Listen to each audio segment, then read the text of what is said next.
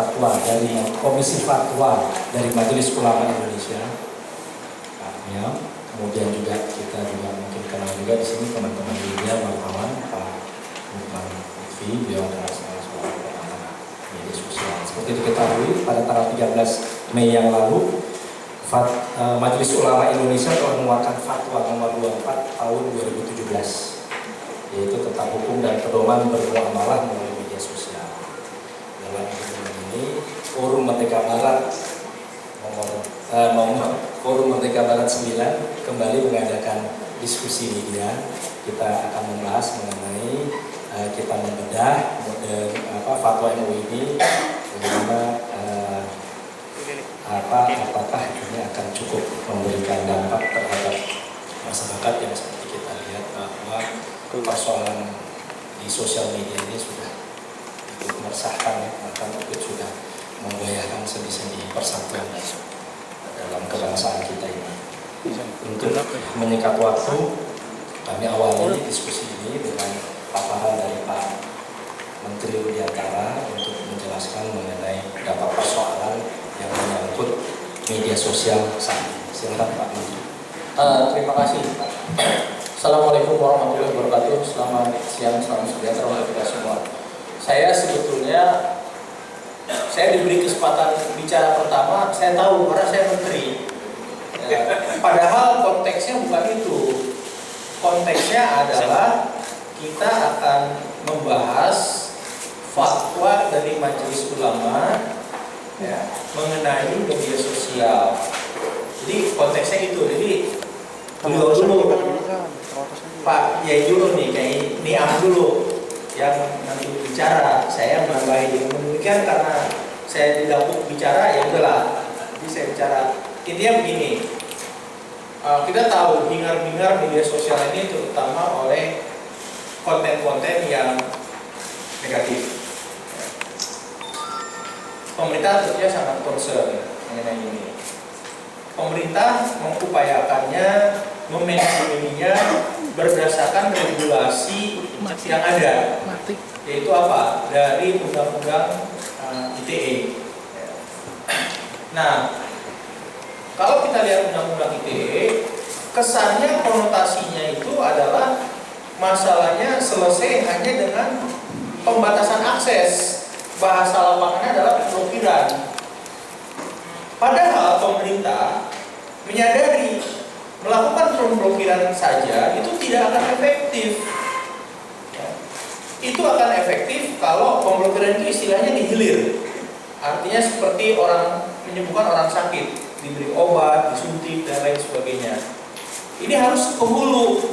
Di hulu itu bagaimana membuat orang menjadi sehat.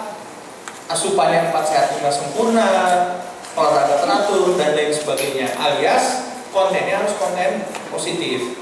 Jadi yang ini adalah pembatasan akses atau istilah di lapangannya itu pemblokiran. Yang ini adalah bagaimana sosialisasi literasi yang salah satunya adalah berdasarkan fatwa MUI bagaimana bermedia sosial, atau istilah barangkali mulai sejak Mei saya diberitahu oleh Pak Kiai Ma'ruf, udahlah kita beri namanya muamalah medsosial. Nah, pemerintah melihatnya bahwa ini seperti dua sisi dari mata uang. Koin itu mempunyai nilai, ya, mempunyai nilai tukar kalau di dua sisinya ada. Nah, ini saya anggap kalau undang-undang ITE itu adalah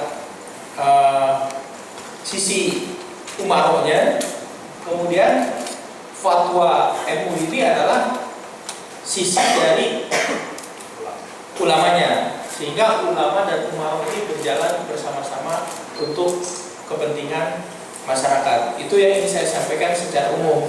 Nah, tentunya yang paling bisa, yang paling paham, ya, yang bahkan mengetahui asal usulnya, bagaimana ceritanya kalimat ini di fatwa itu artinya apa dan lain sebagainya, adalah yang membuat. Nah, yang membuat itu adalah Komisi Fatwa yang Pak Yai Niam hadir bersama kita hari ini. Dan beliau memang yang tokoh yang istilahnya menyiapkan dapur dari keluarnya fatwa MUI ini. Memang ada komisi fatwa, tetapi motornya adalah beliau.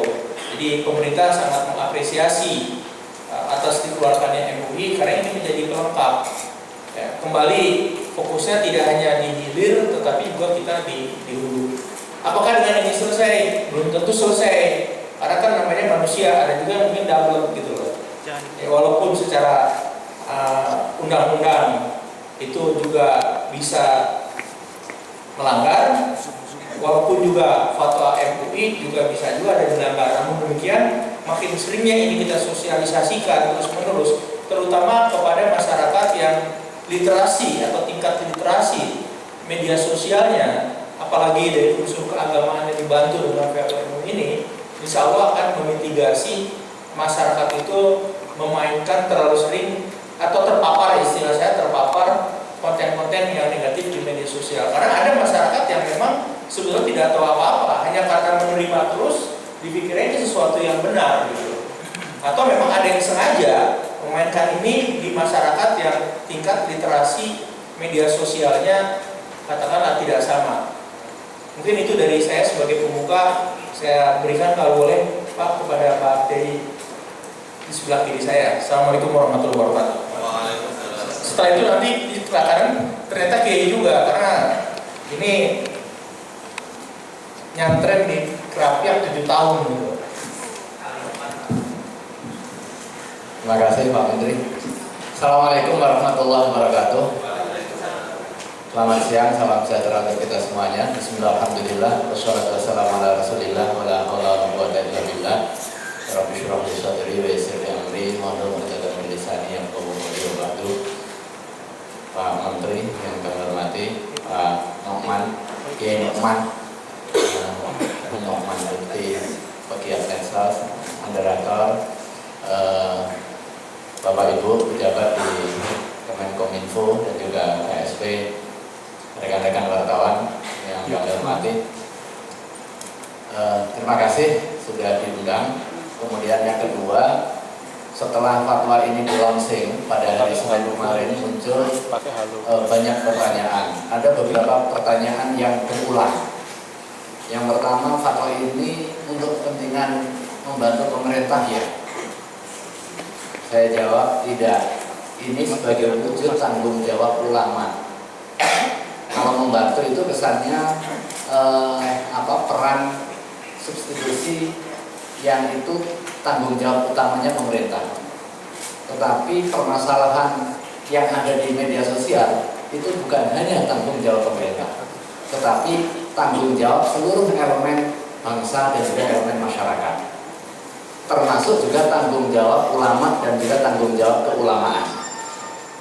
Nah, salah satu latar belakang yang melandasi pembahasan hingga penetapan fatwa Majelis Ulama Indonesia ini adalah adanya fakta pemanfaatan media sosial yang seharusnya untuk kepentingan kemanusiaan, karena ini adalah produk ilmu pengetahuan dan teknologi yang seharusnya bisa meningkatkan harkat dan martabat kemanusiaan. Ia adalah produk budaya sehingga mengantarkan manusia yang berbudaya atau civilized.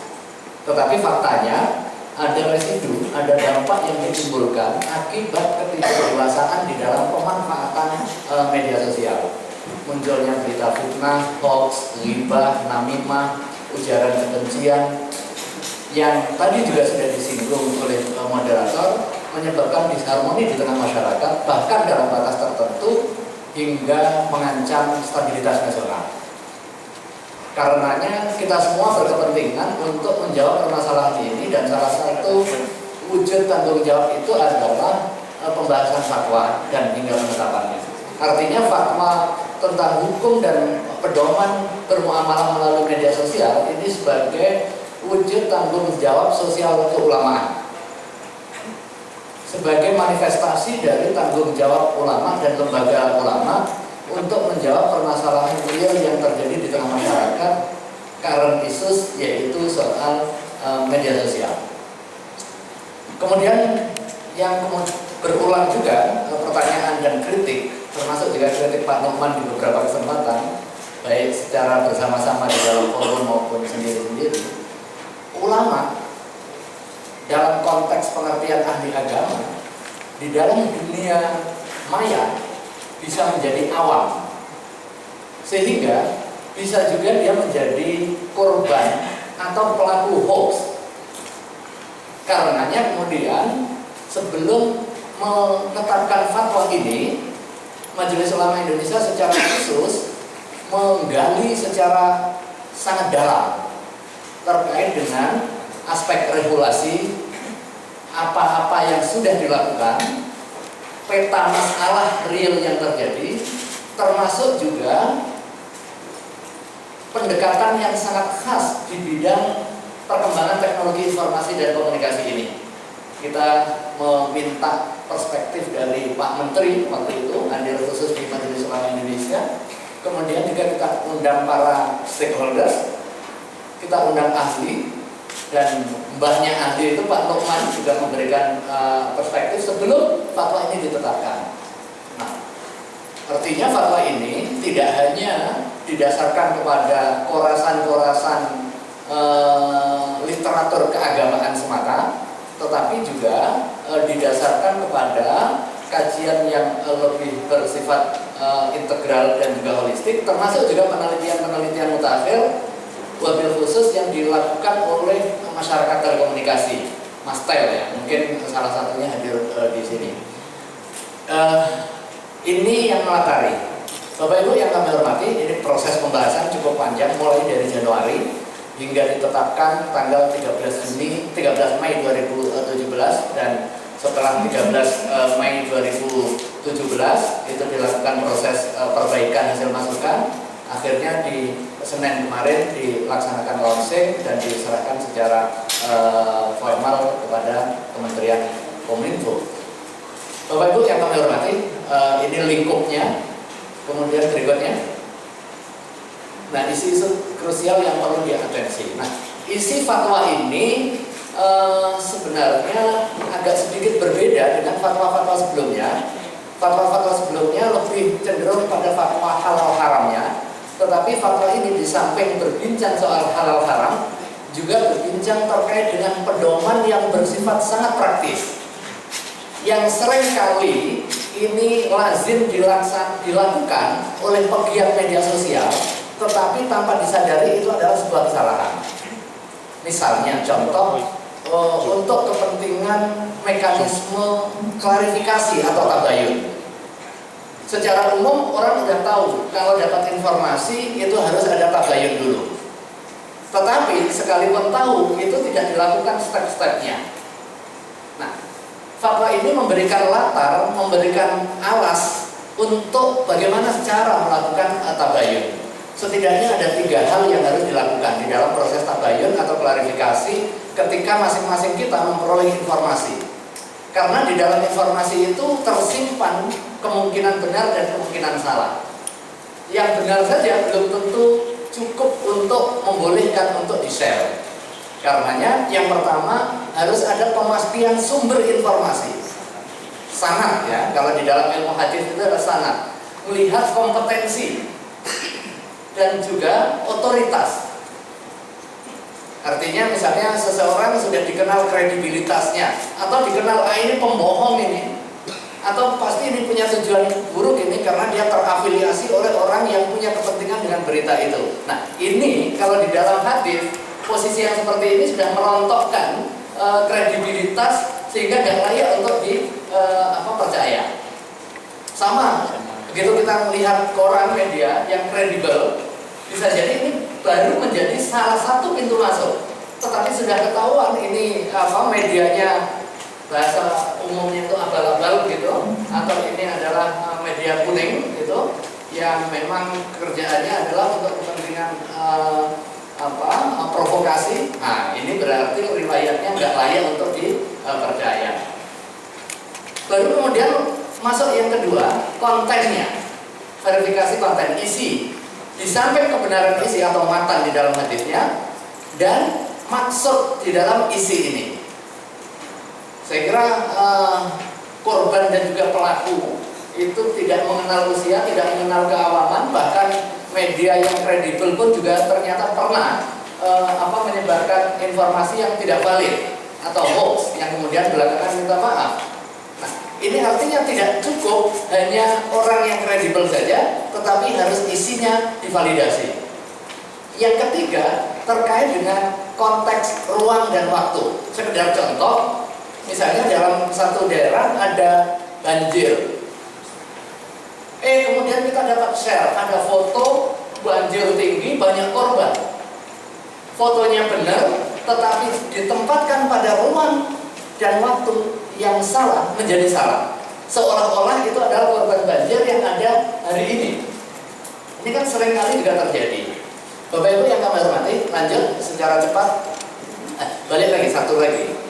Kemudian yang kedua, isu-isu yang umum jamak ada di tengah masyarakat kita, buzzer bayaran.